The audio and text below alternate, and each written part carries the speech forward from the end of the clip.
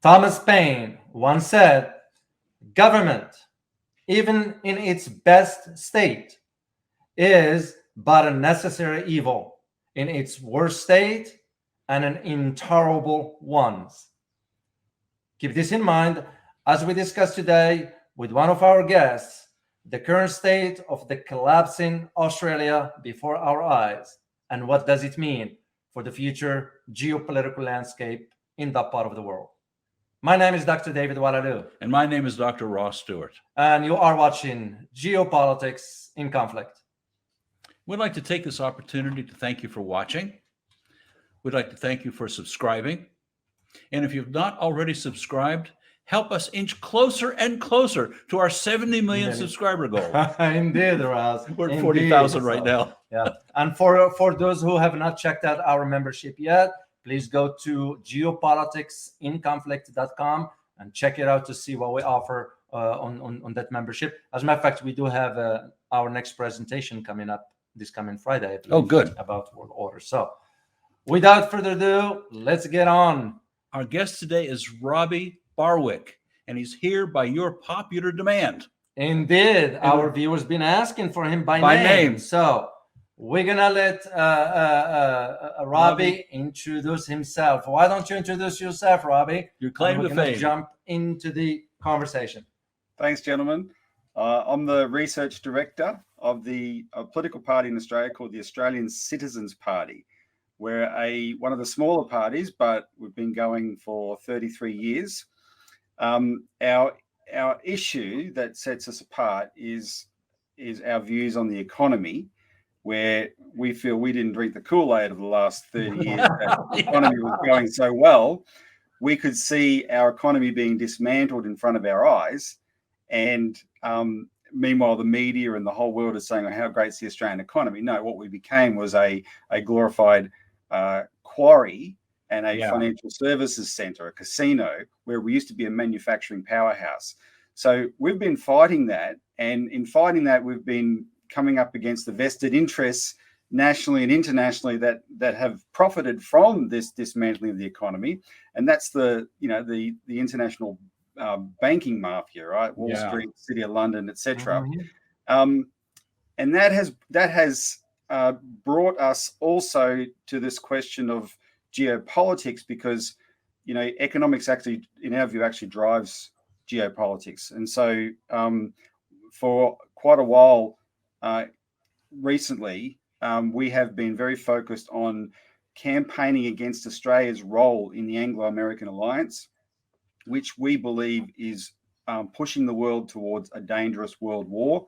And we have, as a country, have insanely put ourselves on the front line of this war that the Anglo-Americans are trying to pick with China, which would just annihilate us. So we're the most outspoken political party in Australia on that.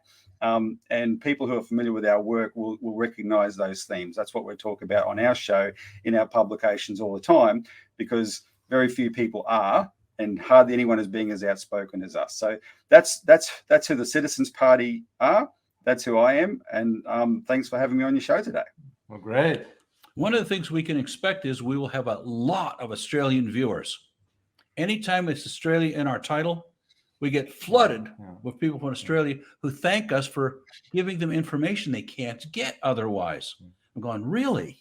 And this is the perfect opportunity coming from Robbie, somebody from Australia on the ground, understand the dynamics. So our viewers are going to be in for a great conversation. So let's jump into it, Robbie. I'd like to ask you the first question, if I may, is what is the basis, in your opinion, what is the basis of this fear mongering in Australia vis-a-vis China?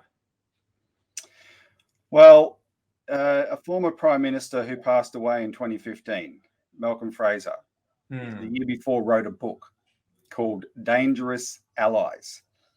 And those allies he was referring to were the United States and the United Kingdom.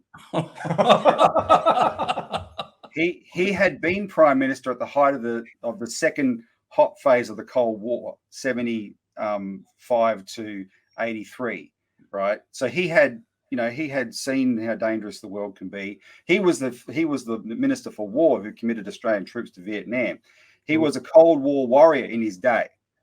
But he recognized when the Cold War ended that that mindset should go with it, right? He was one of the people who, a lot of international statesmen who said NATO had no logic for existence at the end of the Cold War. It should have been disbanded. That was his view.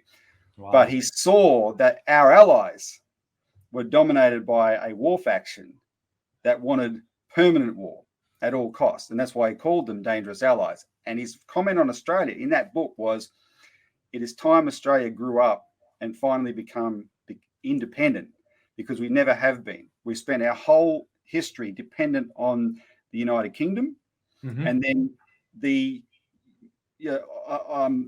ostensibly the United States, and very much the United States. That's our strategic dependence. Except a United States that's very much existing in the role the United Kingdom used to, right? And in partnership with the United Kingdom, right? This Anglo-American Five Eyes type alliance.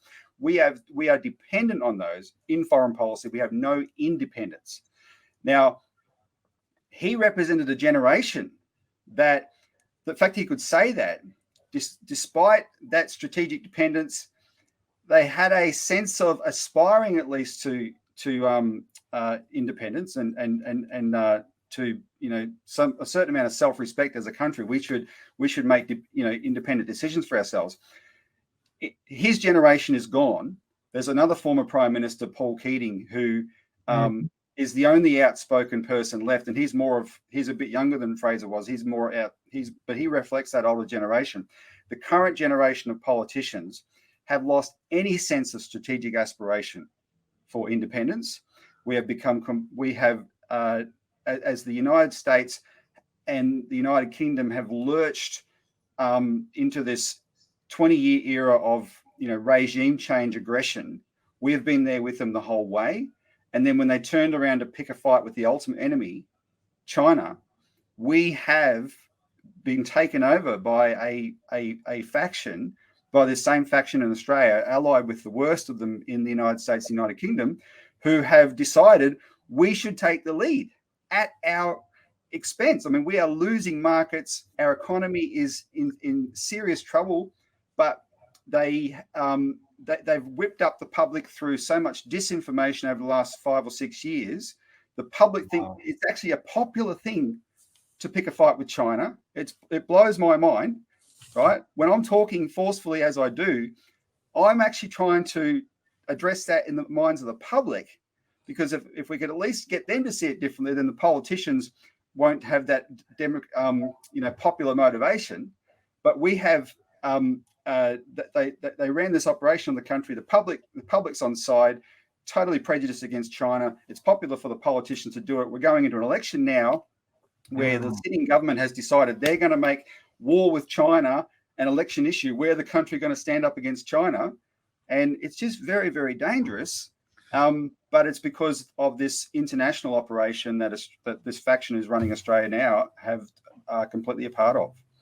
Does the Australian population understand that Pine Gap can be vaporized in 15 minutes from now? I'm not sure they do. That's not through any lack of warning. I'll give you an example of why I don't think they do.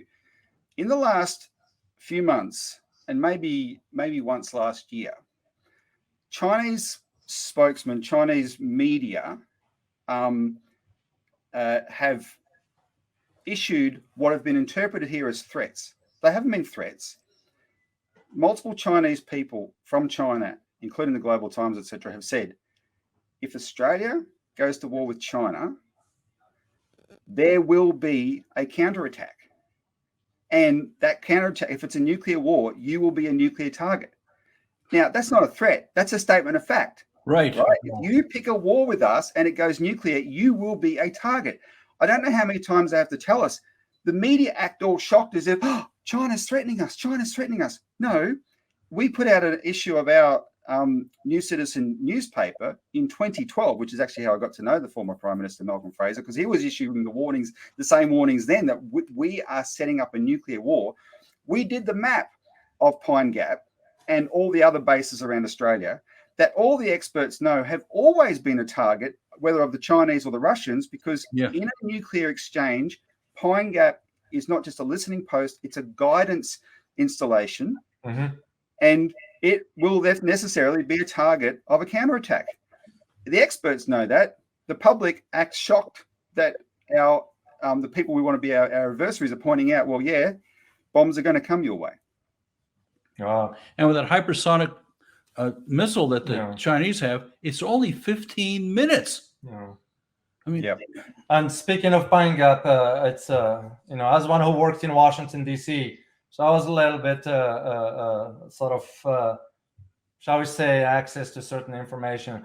What I believe that most Australians do not realize, not the majority, of course, but not everybody, but majority, is that the decision, for example, to go to a war is not made in Sydney or Canberra.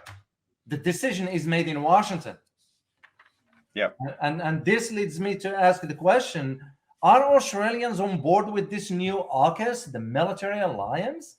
Because if Prime Minister Morrison have lied about it, don't the Australians have the right to know and decide for themselves whether they want to have this alliance or not? There's an organisation in Australia called the Australian War Powers Reform Organisation, and they are trying to change the law so that the Prime Minister doesn't get to declare war unilaterally. It must be a vote of Parliament.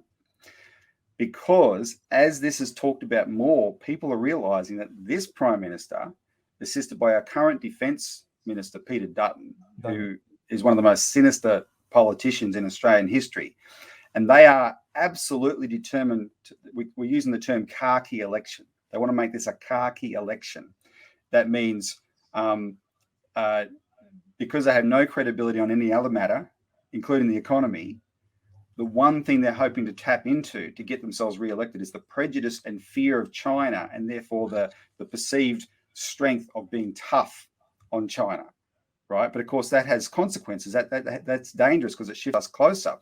And Peter Dutton is the person who has most explicitly said that if the Americans go to war with China over Taiwan, of course, Australia must automatically be at war. He's basically expressed He's basically expressed what you expected from Washington. Excuse me. He must be Mike Pompeo's best friend. Pretty much, Mike Pompeo, in the time he was Secretary of State, had enormous damaging impact on Australia. He was, for instance, as the Secretary of State, that made him the funder of the biggest international funder of this think tank that has poisoned the minds of Australians in the whole world, called the Australian Strategic Policy Institute, which is the number one source of global disinformation against China, an Australian think tank in Canberra, and it's a foreign interference operation in our country. It's funded by foreign governments led by the United States State Department. And so Mike Pompeo was using that think tank to pump out all these lies about China into Australians, into the international media. Every international media scandal about China always cited this think tank.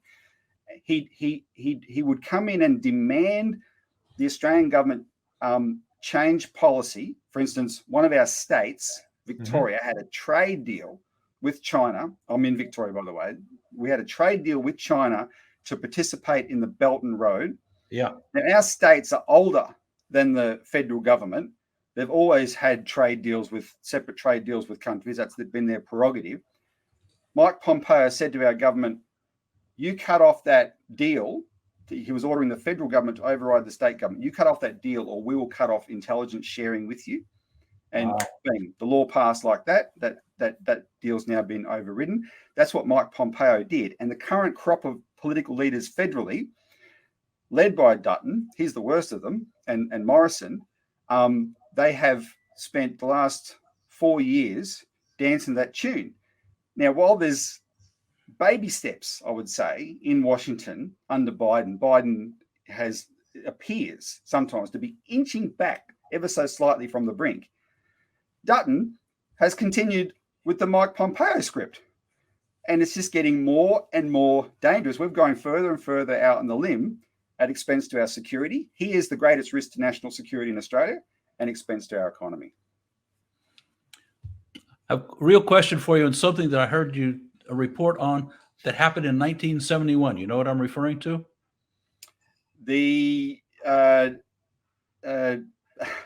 was that when we recognized the People's Republic of China? Something like that. But it was statements about the United States has decided that there's monopolar and not multipolar. And you did a wonderful presentation on that. If you would repeat some of that, please.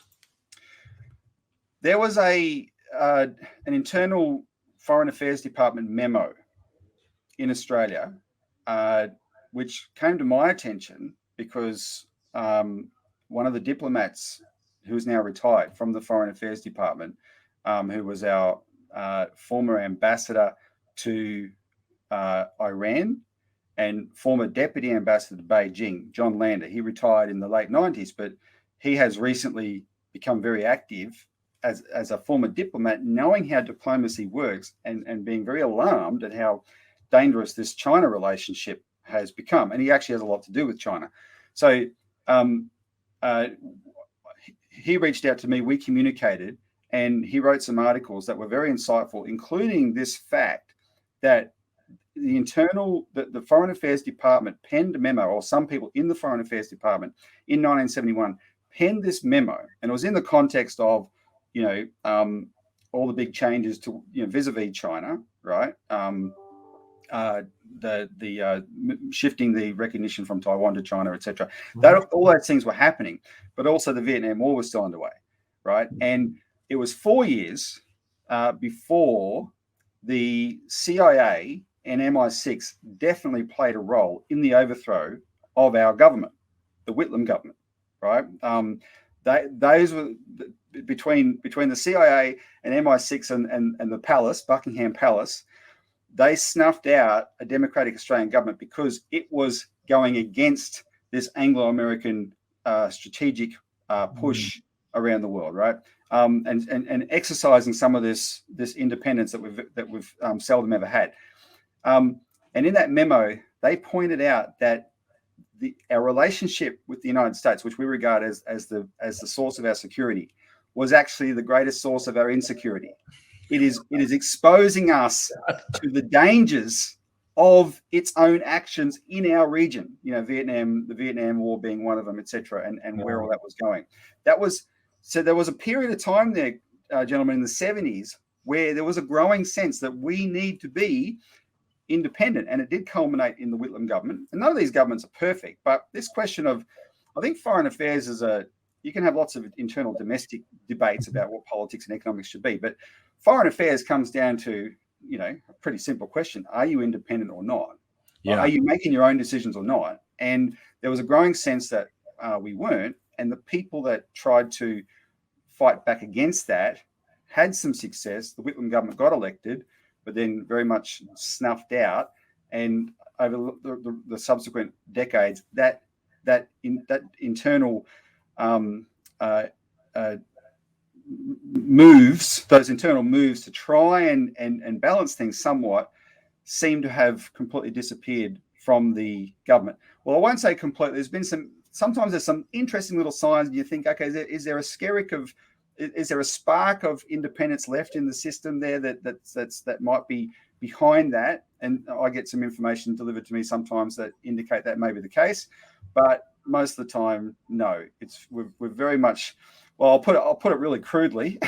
Yeah. One of our politicians a few decades ago, when we talked about how we so gleefully signed up to the Iraq War, he said all these politicians are a conga line of suckholes.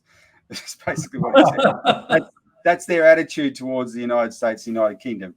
They say we're going to war. We say, yes, sir. Wow.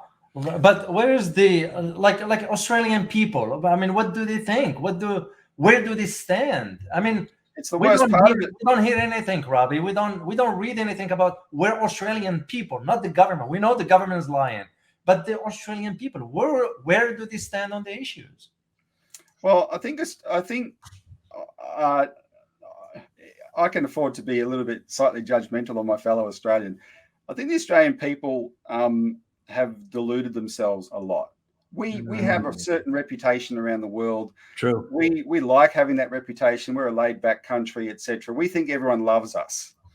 Well, there's a whole bunch of countries in the Middle East that would no longer love us. Yeah, right. we've so gleefully participated in those wars, and very, very thoughtlessly, right? We've bought into this delusion that everyone loves us, and therefore what we do must be right. Whereas there's a lot, and we're a country of great travellers, and so that's probably a positive thing for Australians, and we think we're appreciated around the world, etc. But I tend to see a different side of Australians too much, which is this country that is actually quite afraid, made easily afraid of the outside world. Now, I think the United States is probably something similar there, and we would probably not be quite as bad, but it's easy to manipulate. Now, there's a certain I would even go so far as to say sometimes there's a certain racial component to it. I don't want to overstate that and sound too judgmental, but it's easier.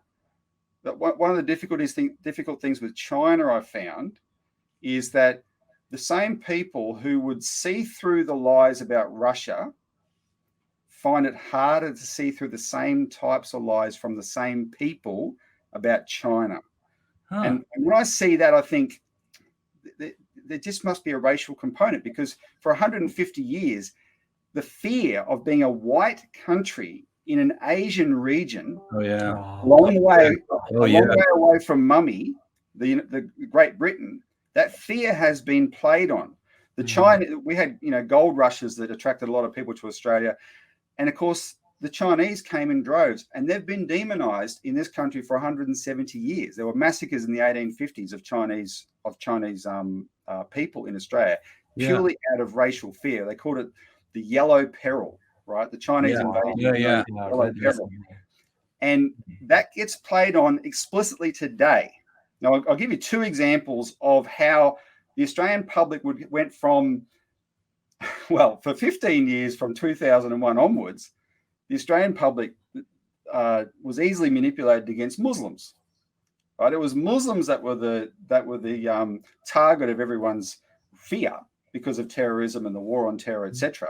But then from 2015, 2016 on, as the strategic policy from the United States shifted and Australia shifted with it, that was turned onto China and Chinese people. So the two examples of how I saw public opinion shift was you would get these tabloid media headlines about Chinese foreign investment. The Chinese are buying up Australia. The Chinese are buying up Australia. And it was not that dissimilar to what they used to say about the Japanese back in the 80s. But Japan was always an ally. This was the same type of racial fear combined with this is an adversary buying us up. Now, at no stage was the Chinese economy taking over Australia. It never got to more than number 10 on the list of foreign investors, even though it's by far the biggest economy, right? It never got to, it got to less than 10% of total United States investment. The United States and the United Kingdom own Australia. China was never coming close, but the headlines were China's buying up farms, China's buying up electricity stations, China's buying up water, right? Every time a Chinese company bought something, that was the blaring headline. And Australian people were made to feel afraid, oh, we're selling out our country to China, even though it was a moot point because we'd already sold it out decades ago to the United States, United Kingdom. We don't own our own country, right? It's blatant lies. Absolutely blatant lies. Disinformation. Absolutely. And lies to you have to. Because we do this show, we're seeing this in the United States. We're seeing it everywhere. We keep asking the question of who on earth benefits from this BS? What's your answer? Well, those neoconservative war faction elements who have a strategic agenda. The disinformation serves a strategic agenda, and it's this unipolar Anglo-American doctrine, right, of a unipolar world. It's the Wolfowitz doctrine, if you will, that we've signed on to. Mm-hmm. I've seen Australian politicians say explicitly that our foreign policy, the number one priority of our foreign policy must be to make sure the United States stays in the Pacific. What? Why? Why? Who cares? Right? but they are. So I actually don't know sometimes whether some of these politicians are so terrified of China that they're wetting their bed in their sleep, or whether that because that might explain it, right? Or whether they're more ideological and they're just so no. The slightest sniff that a rising China may be a rival to their dominance, which they can't have, especially because it's not a purely capitalist neoliberal economy. Yeah. Right. Especially because Wall Street billionaires don't run China the way they run the United States and the United Kingdom. Right. You couldn't have that system working. And I suspect mostly it's that, but there's some percentage that would be so brainwashed by this, they would be genuinely in a state of fear. But the second example I wanted to give you, which is to me the nastiest, a left-wing academic in 2018 who was a professor of ethics of all things. Oh, this ought to be good. Go ahead. He wrote a book which went everywhere. It was called Silent Invasion. Ooh. And this book asserted that the Chinese have been directing the Chinese diaspora in Australia to this secret takeover of the country. He asserted in there without evidence that 40% of Chinese Australians, and the Chinese ethnic group in Australia is the largest, right, single ethnic group, 40% are loyal to Beijing, which implies that in a war, 400,000 Chinese are going to rise up and try and kill us all, right? And this is a left-wing ethics professor, butter wouldn't melt in his mouth, right? Putting out this vile yellow peril propaganda, and it was picked up everywhere. It was championed in Parliament. It's become part of the mainstream narrative. The assertions in the book are accepted. They're now the assumptions of the political class, what was in this book. And here's one of there's a few people that I target, without pulling my punches ever. Good. Some people you can argue with and you see, well, they have a slightly different point of view, etc. Some people, just have an evil agenda. And this book has done more damage to the public and the politicians of Australia on this issue than anything else that we've seen. And we've documented on our website what this book was responsible for and the networks it's associated with, including this ASIO organization, to literally in the space of about 4 years, they turned public opinion so drastically that it went from about 40% of Australians would say in polls they didn't trust China, and that's still pretty high, but that's high. That's the end of that's the consequences of a Cold War against communism and all that. 40% to about 3 or 4 years later, 80% plus of Australians don't trust China. That's tragic, right? Yeah, and the poor Muslims, they must be thinking, phew, no one's talking about us anymore, because they were all the time, right? Instead, it's Chinese people getting bashed in the streets of Australia. And that's why what I think the Chinese government have completely lost. They are our best customer by far. Absolutely. By far, right? They are the reason that we didn't, on paper, sink into the Great Recession in 2008. They always pay their bills on time, right? And we have become the single most obnoxious country to them because we're led by politicians that are so slavishly devoted to the Anglo-American empire. Robbie, have you seen any evidence that the Chinese are aggressively trying to grab land, territory? They're now selling down their holdings. I'll tell you what I'll tell you the difference between what the Chinese do and what other foreign investors do. So the United States dominates our stock market. It dominates our banks. It's the reason we have a property bubble. The U.S. capital markets are the source of the capital that Australian banks on lend into the property market here, and it's just our housing is completely unaffordable, right? It's a dead weight on our economy actually, but it's the only thing the government knows how to do, which is keep pushing up house prices, and hopefully people feel rich enough on paper that they'll keep spending money, and you have the trickle down effect, right? That's the Australian model at the moment. Oh yeah, trickle down. Good luck. Yeah. So the Americans dominate that part of the economy. When China comes in here, yeah, why are they buying land? Why are they? It's not them. They shouldn't have to buy water, but we have a system where you've got to buy water. Why are they buying water? Because everything they do is real. They want to invest in real things, right? They want to. They've bought a dairy or two, because you may remember back in the day, a decade and a half ago or so, there was a milk scandal in China, and people lost their trust in the production of milk there. So Australia has been a source of infant formula, right? Because Australia's got a clean green reputation, and the Chinese want to scale that up, and they're willing to bring in the foreign investment and scale that up. They want to invest in things that help that can guarantee the things they know they need. They need food supplies. They own the biggest single cotton farm in Australia, and the owner of that recently had to divest half its investment because of this hysteria over Chinese foreign investment. But the owner is the cotton mill in China, owns the cotton farm in Australia, because that's all he wants to use it for, just for cotton. Who did he have to sell half the investment to? Australia's version of Goldman Sachs, Macquarie Bank, a rapacious looting machine that goes around the world stealing from everybody. I would prefer the Chinese company using our cotton and our water for something real than having this bloodthirsty bank own it, right? But Australians, the prejudice is so great, they think that we're saving ourselves by forcing the Chinese to divest like this. They're not taking anything anywhere. There's this remarkably well-received mythology about 28 years of sustained miracle economic growth in Australia.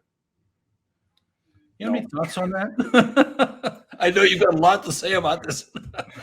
Oh, look, I try and give people some basic metrics to think of it by, right? So one of the ones that came up in the last 2 years of the pandemic is the state of our hospitals.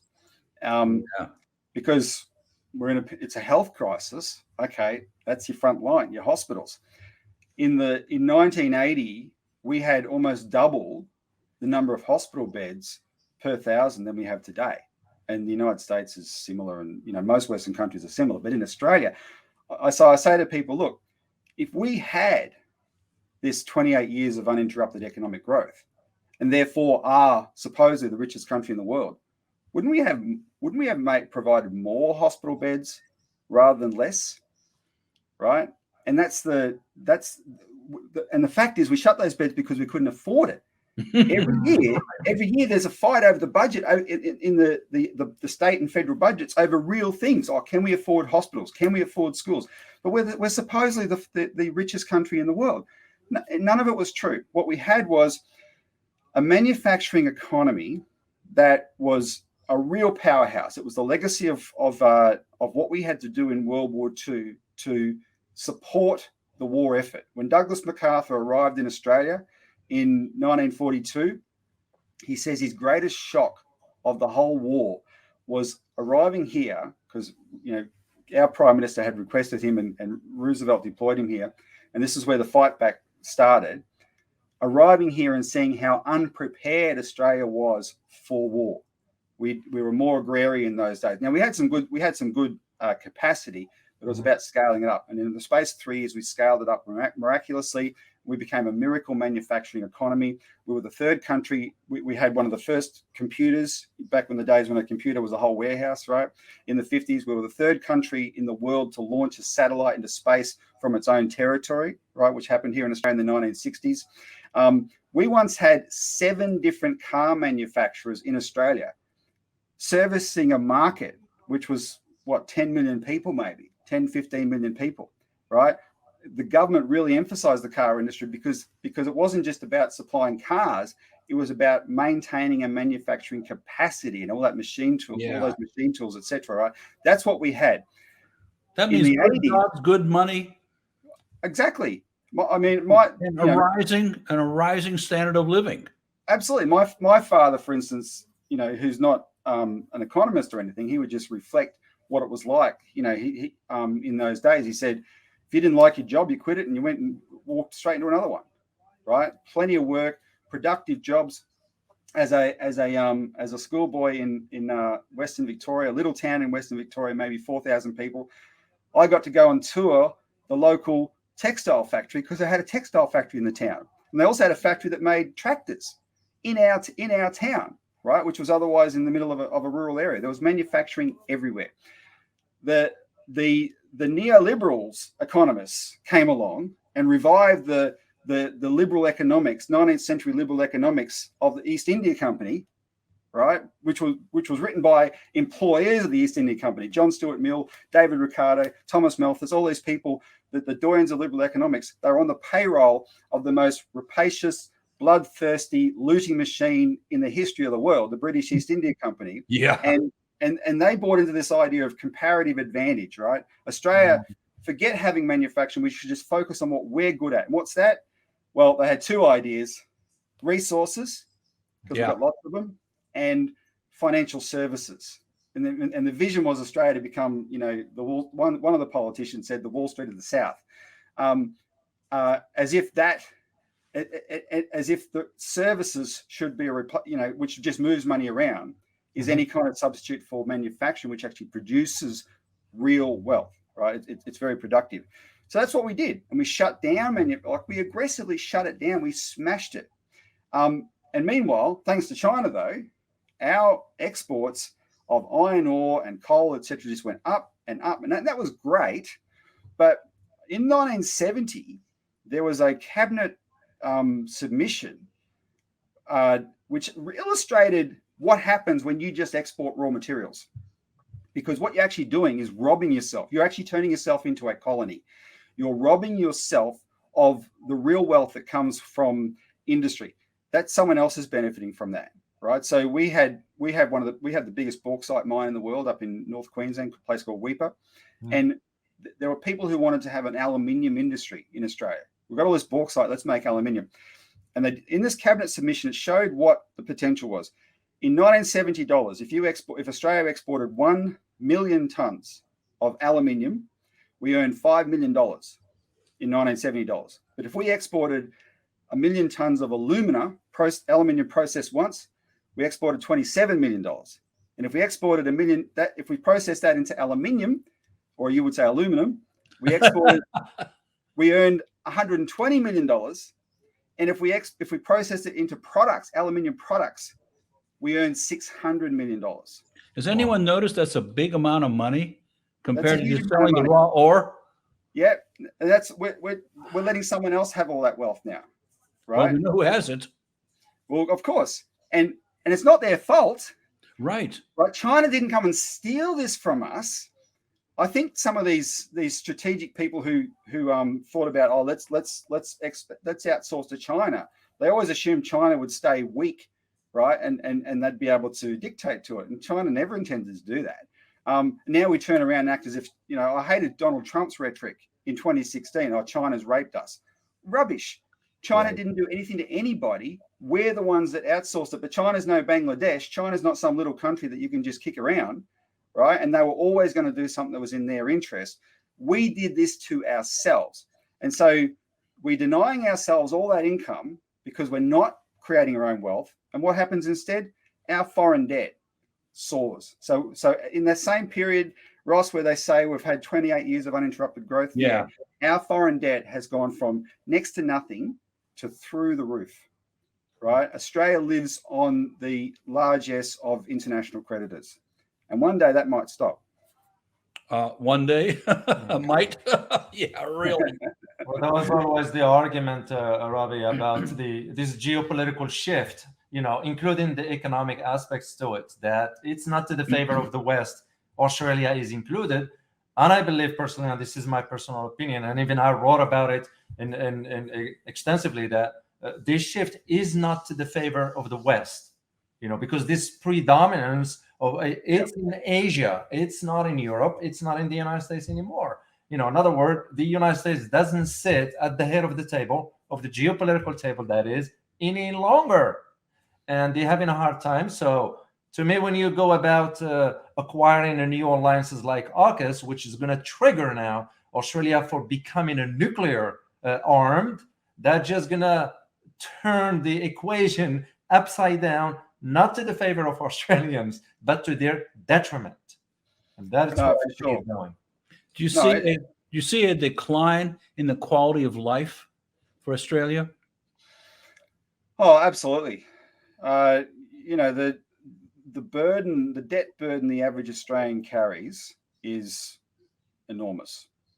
And that is their share of this economic miracle. I tell you, I'll give you this one little experience. This is what for the last decade and a half Christmas dinners have been like for me. Christmas lunches. You'd have a whole bunch of people there, and there are a bunch of baby boomers, right? And they spend the first half of it bragging about how much their houses are worth because they own them. They bought them back in the 70s and the 80s, etc., when they were affordable. And now they're worth $1 million, $2 million. They would have bought them for $50,000. Now they're worth $2.5 million, right? Yeah. Oh, this is great. Then they spend the second half, expressing their how upset they are that their kids can't afford to buy a house. Because it is. No, young people who should be the young people whose role in society and economy is to get into the workforce, have families, right, to produce the next generation. They don't have a future. They can't afford to buy a house. They're looking at renting for the rest of their life unless something changes. And if they do buy, I mean, a lot of them buy a house anyway because that's the great Australian dream. Supposedly, buy a house. Yeah. And the banks will lend you the money, but you then have this crushing debt burden, which means you cannot breathe. And then what they do is the housing mania is such that it's all concentrated in the big cities, but it's on the fringes of the big cities, and they develop these areas. When I grew up in Australia, we're still a massive continent with a very small population. When I lived in the city, I had a big backyard. They developed these whole areas with no backyards, right? They just jam all these houses in to capitalize on it, and the people who live there have this is not what the Australian experience should be. There's no need for it. It's just greed on behalf of everybody, but everyone has to service the debt and maximize the profits, the income from what they do, right? And it's just a compounding problem, and it is going to end in tears. I mean, sometimes I'm a master of understatement, like I said before. No, it is going to end in tears. This inevitably has to crash, and when it does, thousands, and I mean thousands, 40% now, 43% of Australian households now are mortgage stressed, right? They have a terrible time every month meeting their mortgage, 43%. And that's it with interest rates, official interest rates at 0.1%.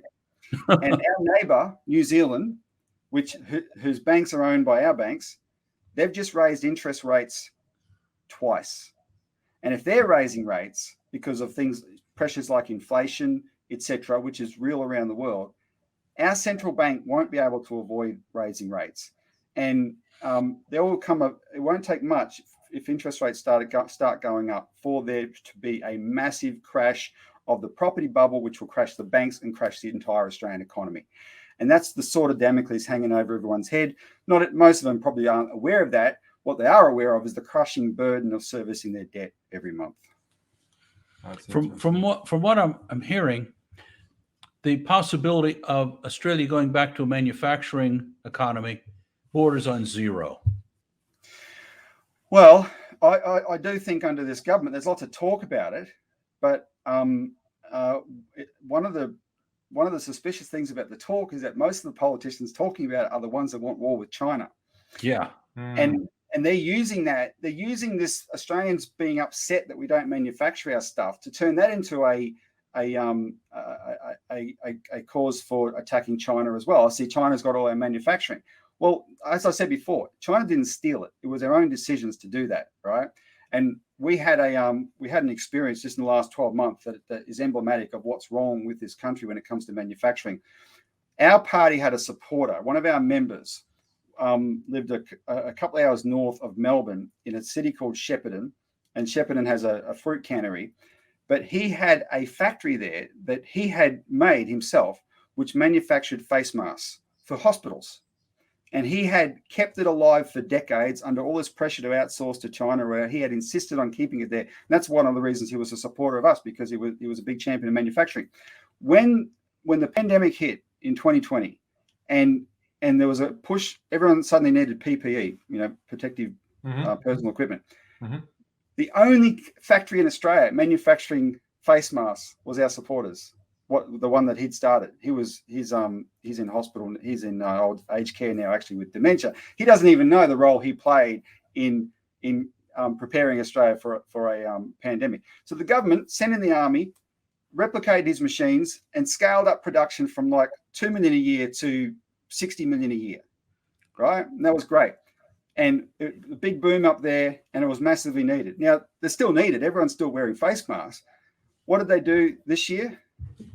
They scaled down production and started importing again, even though these are government-owned hospitals that are making this decision, right? There's no actual commitment to really support manufacturing in Australia. They just talk about it. And the reason for the talk, like I said, has an ulterior motive. And there's a very sinister think tank in the United Kingdom you may be aware of called the Henry Jackson Society. They're named after the former US Democratic Congressman Henry Jackson, Skip Jackson.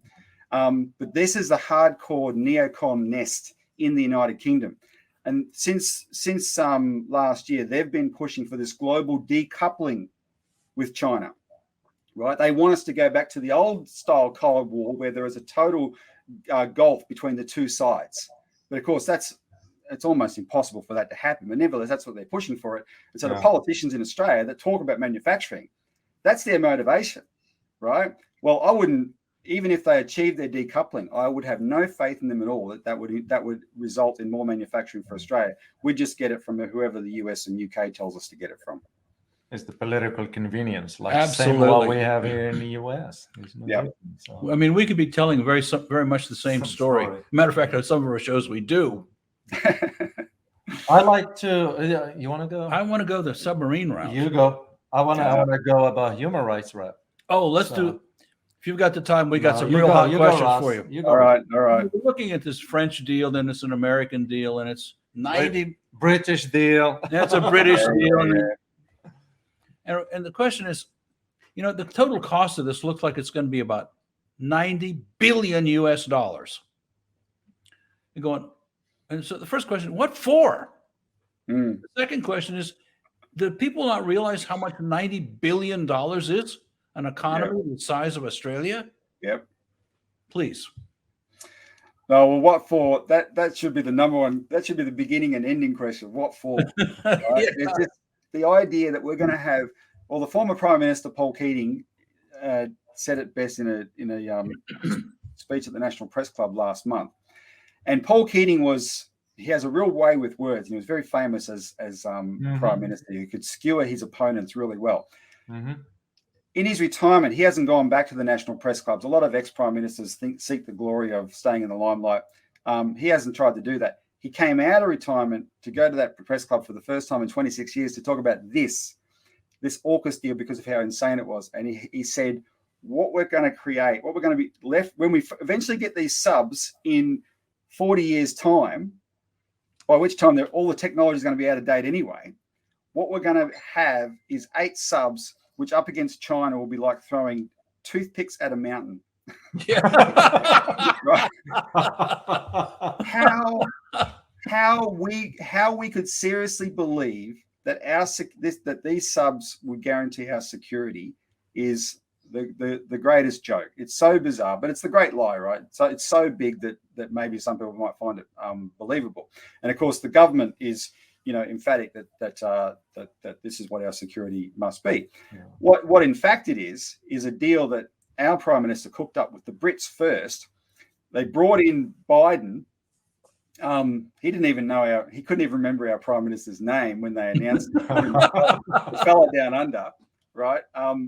But Boris and the Brits had actually hatched this with our government, and including the part of stabbing the French in the back, right? Which we clearly did. Clearly, and that's another thing, gentlemen, that we try and make sure people don't miss. The British hand in all of this must not be ignored. They are the masters of imperialism. They are the masters of divide and conquer. The Americans are their students, right? Yes. They've been playing this game for centuries. They acquired a nickname from Europe over the centuries, Perfidious Albion, right? If the Brits are there, they're always causing trouble.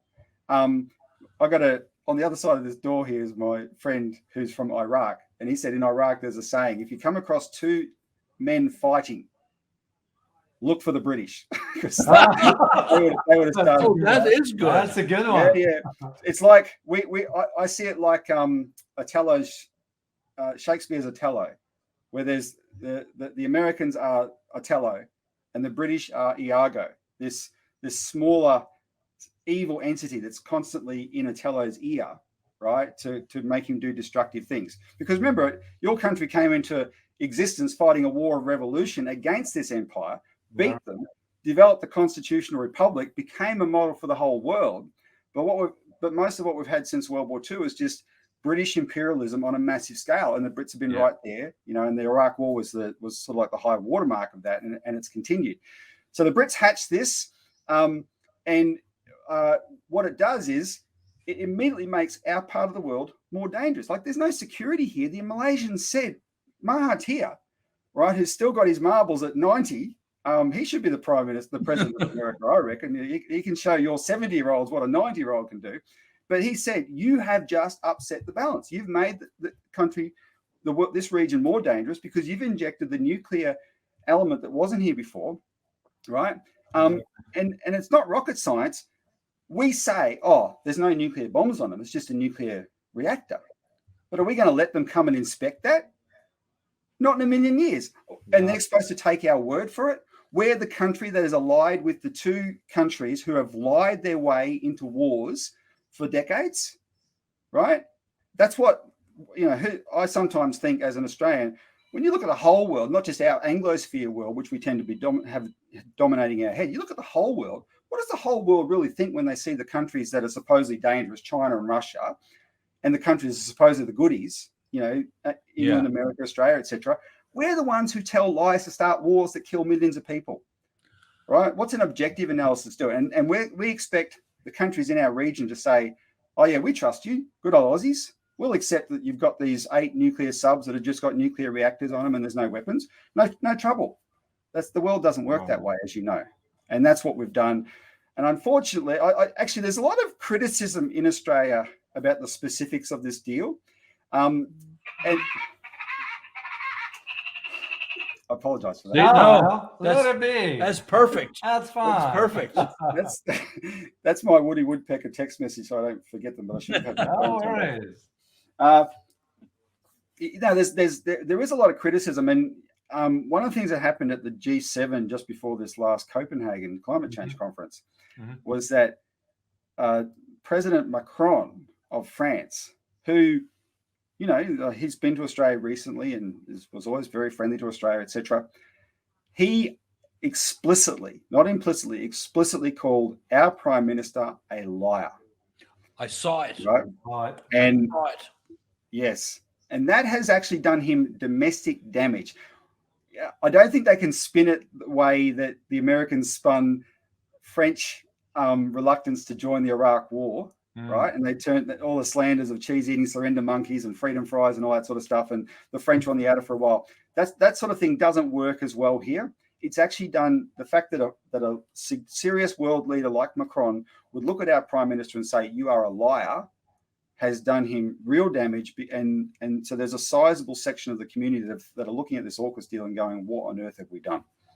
Yeah, that's interesting. So I want to touch on one last issue here. But before I forget, when Robbie mentioned the Paul Keaton, the former prime, we sent him an invitation, Robbie.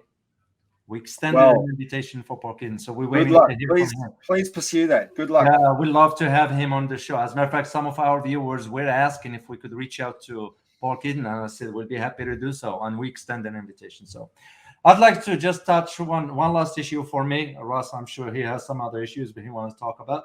One last issue for me, it has to do with human rights. We hear that usually. I grew up always knowing that Australia, like the United States, the respect for human rights and the freedoms and so forth. We have one of our viewers from Australia on the ground that his account has been blocked by the government. So, what's going on with that? Australia has always been a country of freedoms. Oh, well, sometimes that's a bit sometimes that's a bit exaggerated. It always depended on who you were. Of course. I can assure you, at the height of the Cold War, it was as McCarthyite in Australia as it was in the United States, right? We have our domestic spy agency here is called ASIO, the Australian Security Intelligence Organisation. It's part of the Five Eyes. Actually, Gough Whitlam, who I referred to earlier in the 1970s, when he was Prime Minister, he did not know that ASIO was in this international alliance when he was Prime Minister, ostensibly in charge of ASIO. He didn't know that. The Five Eyes structure is a supranational structure that's actually sits above and out of reach of the power of the domestic governments. They could bring it back under their power, but that would be outside of a party like us, no party would be game to try and do that. So you have this agency, Five Eyes, it's ASIO, and they about a decade ago they had to release some of their Cold War files, and it was extraordinary who they had files on. Total surveillance of the left, if you will, people who weren't sort of towing the anti-commie line, that kind of thing.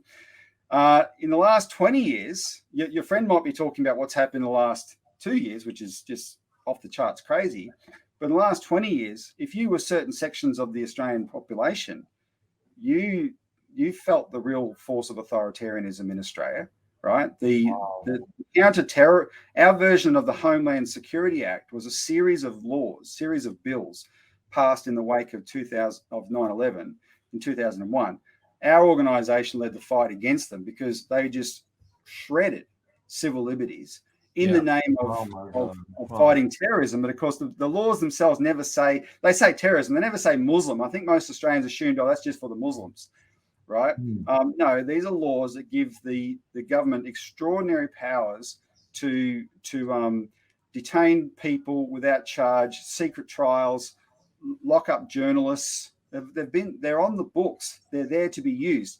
In 2019, there was a series of raids on Australian journalists who had leaked new versions of these laws.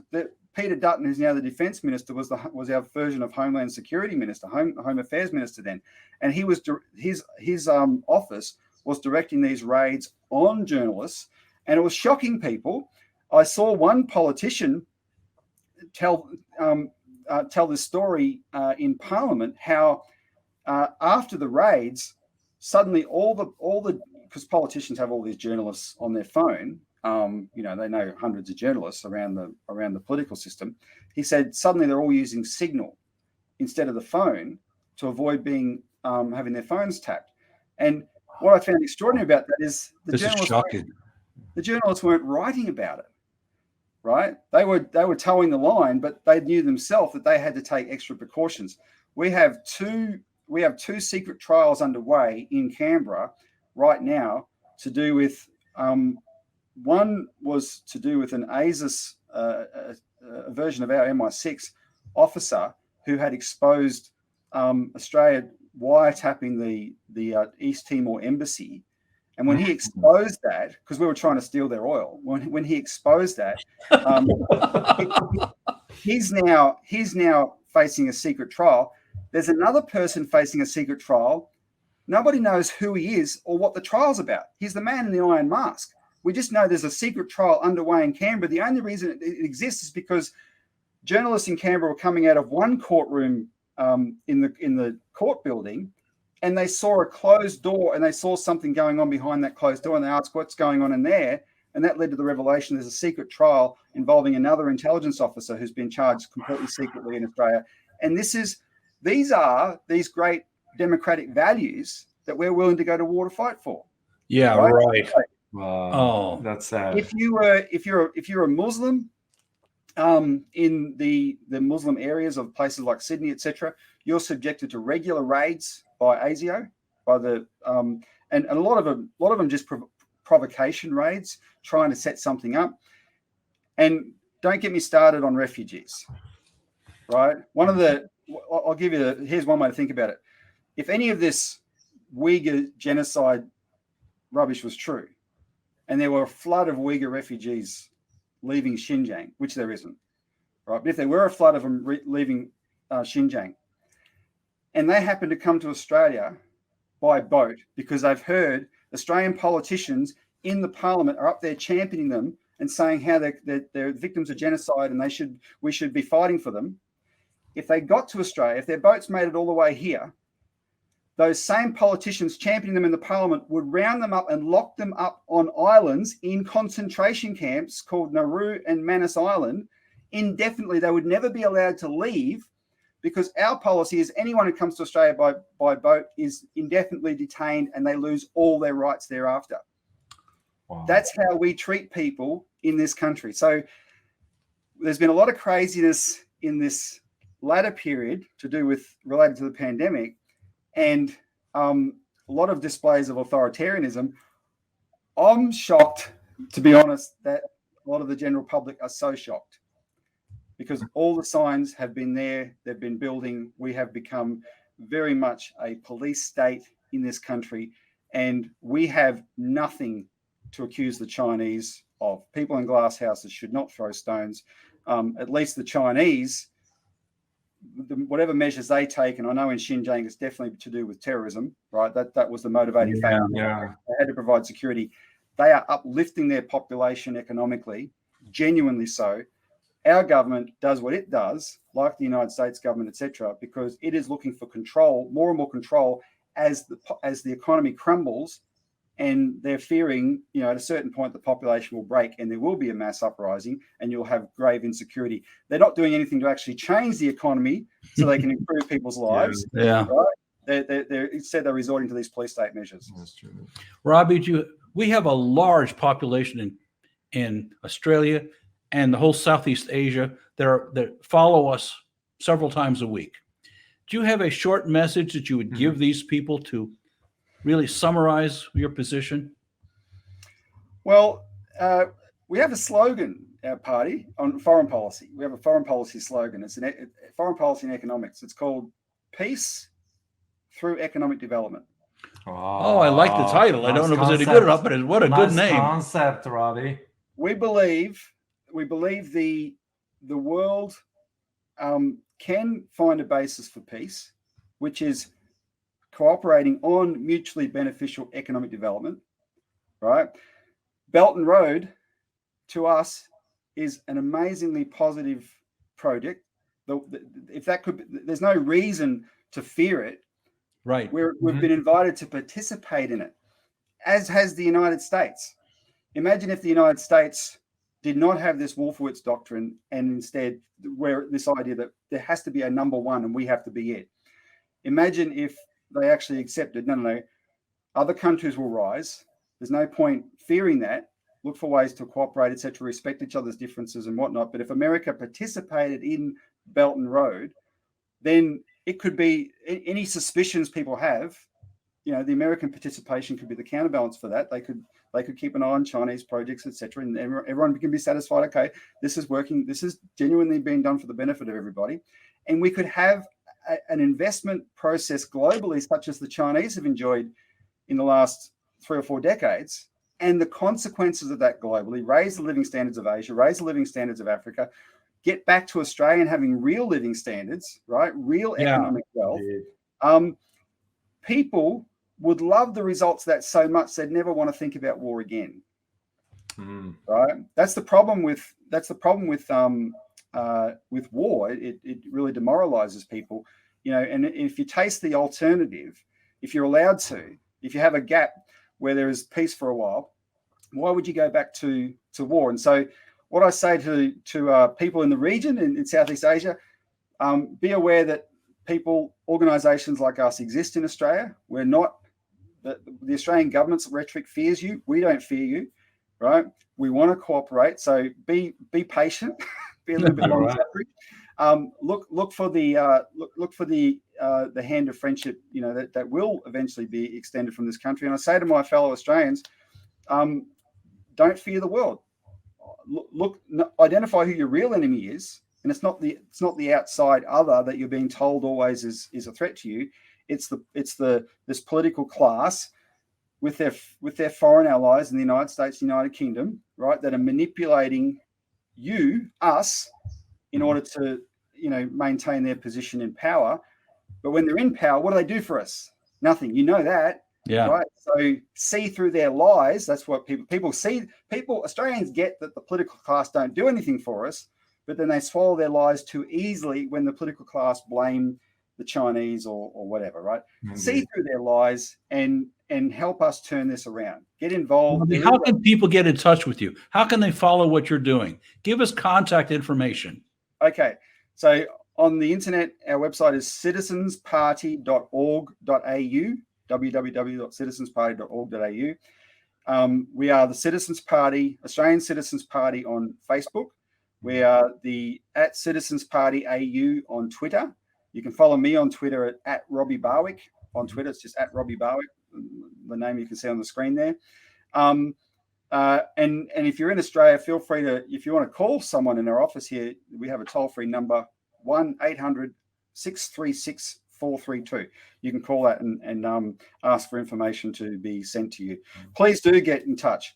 One of the things we're doing is we've decided that, with modern technology and the benefits of YouTube, and there are some benefits, even though it's controlled by Google,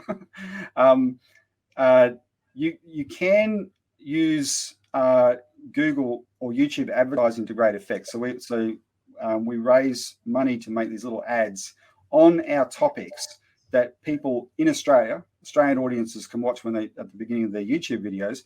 And some of it we take on positive issues, we take on the China issue, etc. And it's just a way to be a source of information that most people won't get anywhere else. And we're up against the most concentrated media in the world, by the way. There's only 3 players in Australian media at all, 3. And one of them being Rupert Murdoch. He dominates all print media in Australia. Oh yeah. And so that's one of the reasons people don't get this alternative information that you gentlemen provide and that we provide. So there's what we find though, we've been very effective in getting the message out that way. We've got lots of initiatives like that. We're coming up to an election. We'll be running Senate candidates in every state. You'll see Citizens Party there to vote for. But please do more than vote. Get involved with this. Are you ready for the understatement of the day? Yes, Ross. Talking with you has been eye-opening. Really. Unless I'd heard it from you, I could never have understood this, because the messages are so mixed. Thank you so much for being with us today. It's been remarkable. Thanks. We have your contact, Robbie. We'll put them on the description, so we will put all that. But before I let you go, I want to have a promise from you. Can you promise me one thing? Uh-oh. Okay. I would like to. And here it is. If you ever become the Prime Minister for Australia, would you guarantee that you come back on our show? 100%. I promise that. I'll hold you to it, Robbie. I'll hold you to it. It's truly been I hope I haven't given you the wrong impression of Australia if you think I might become Prime Minister. You probably gave us the right impression of Australia. We truly enjoyed it. I hope our viewers, I am sure our viewers found your insights very, very informative. Rest assured to our viewers, we will bring Robbie back again. We're going to do this. And to you, Robbie, we want to say thank you so much for carving out time for us. It's truly, truly been a pleasure having you on our show. And it's been a pleasure. We look forward to having you next time. So thank you, gentlemen. It's been a pleasure for me too. And thanks for putting on this show. I think it does a great service. Of course. Thank you so much. To our viewers, we want to say thank you very much for your support. We look forward to seeing you on Wednesday when we're going to have the Q&A, live Q&A, and on Fridays. And also we have another guest, I think, tomorrow.